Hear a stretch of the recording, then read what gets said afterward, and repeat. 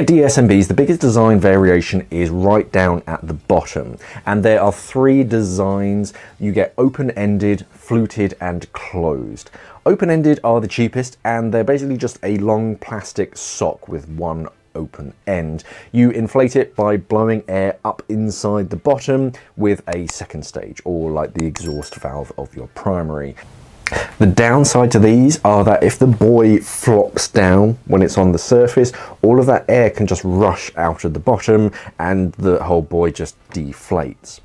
Fluted designs are a bit more elegant. They help to prevent this with a narrowing neck at the bottom that actually closes itself when the buoy is full. But of course, you need to be sure that it will be full by the time that it reaches the surface, so it doesn't suffer the same problem.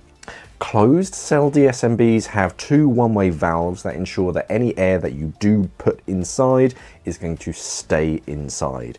And to stop it from literally exploding, they have an emergency exhaust valve.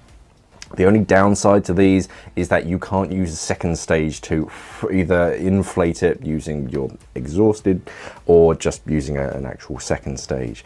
Permanent SMBs are inflated before the dive with a traditional oral inflation valve that you get on like beach balls and stuff, and they often have a small section on the very bottom to fill with water, separate from the air pocket, to help the buoy stay upright in the water. That, or it has some kind of weighted section so the heavy point is at the lowest point.